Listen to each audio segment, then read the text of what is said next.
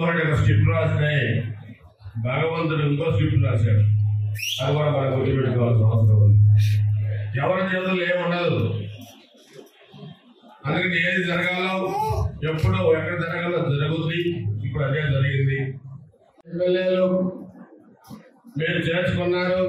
అందుకనే దేవుడు స్క్రిప్ట్ రాశాడు. 23 మంది మీరు గెలిచారని చెప్పి మనల్ని అసెంబ్లీలో అవమానం చేశారు. 3 ఎంపీలు చేర్చుకున్నారని చెప్పి 3 ఎంపీలు గెలిచారని అవమానం చేశారు.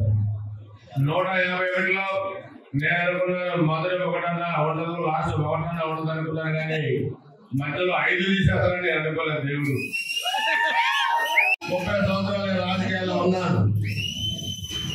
నేను చాలా సందర్భాల్లో చెప్పాను, ఎవరో పోలీస్ స్టేషన్కి వెళ్ళి మిమ్మల్ని అరాచకంగా కొట్టారు, మీ బట్టలకు తీసి ఎవరి వీడియోలు తీశారో, మిమ్మల్ని కొడుతూ ఎవరు ఎమ్మెల్యేలకు వీడియోలు చూపెట్టారో అవన్నీ కూడా త్వరలో ముఖ్యమంత్రి గారు చేస్తా ఉన్నారు. ఎంక్వైరీకి వస్తారో ఎంక్వైరీ మీరు చెప్పండి. అందరి మీద చట్టపరమైన చర్యలు ఉంటాయి.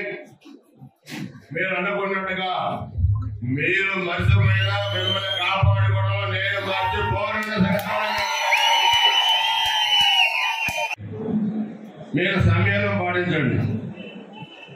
ఒకళ్ళు పట్ల ఒకళ్ళు మర్యాదగా ప్రవర్తించండి. ఇష్టారాజ్యంగా మాట్లాడదు. నేను మిమ్మల్ని ఒకటే కోరుతున్నా, గౌరవం ఒకరికొకరు గౌరవం. మీకు ఏ పని కావాలో నాకు చెప్పండి, చేస్తాను.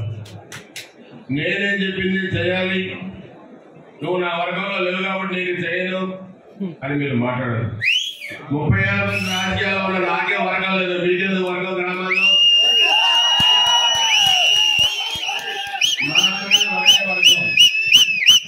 మనందరితో ఒకటే పార్టీ. ఈరోజు మనకి 152లో 511 మిగిలింది. మీరు జిల్లా చూడండి, ఇంకా 4-5 సీట్లు మన వాళ్ళు సరిగ్గా చేసుకోలేక ఓడిపోయారు. ఉమ్మడి చిత్తూరులో 2, ఉమ్మడి కడపలో 3, ఉమ్మడి కర్నూలులో 2, ఉమ్మడి ప్రకాశంలో 2. ఇకపోతే జిల్లాలు ఊడ్చిపెట్టుకుపోయినాయి. నెల్లూరు వాళ్ళు 10 గెలిచారు, మనం 10 గెలిచాం. 1 సీటు వైసీపీకి లేదు. గుంటూరు స్పీక్, నో సీటు వైసీపీ. ఉమ్మడి కృష్ణా, నో సీటు వైసీపీ. ఉమ్మడి వెస్ట్ గోదావరి సీట్ లేదు. ఉమ్మడి ఈస్ట్ గోదావరి సీట్ లేదు. ఉమ్మడి విజయనగరం సీట్ లేదు. ఉమ్మడి శ్రీకాకుళం సీట్ లేదు. 11 సీట్లు మాత్రమే ఇచ్చారు. వచ్చే ఎన్నికల్లో మనకు కూడా వస్తుంది అధికార వైసీపీ. ప్రధాన ప్రతిపక్ష హోదా రాదని చెప్పేనా లేదా మీకు మీరు గుర్తుపెట్టుకోవాల్సిన అవసరం ఉంది. ఇదే మనందరం గుర్తుపెట్టుకోవాలి.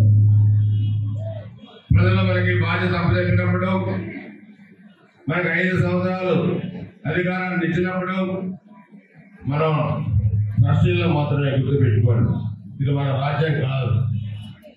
ఆంధ్రప్రదేశ్ ఎవరి జాగీర్ కాదు. ఇది 5 కోట్ల ఆంధ్రప్రదేశ్ సంబంధించిన సంపద. ఇది 5 సంవత్సరాలకు ఎన్నిక కాబడిన మనం ప్రజాప్రతినిధులుగా ప్రజలిచ్చిన అధికారాన్ని మనం బాధ్యతతో చేయగలిగినప్పుడే ప్రజల మనలో మనం పొందుతామన్న సంగతి కూడా నేను అందరూ కూడా తెలియజేస్తున్నాను.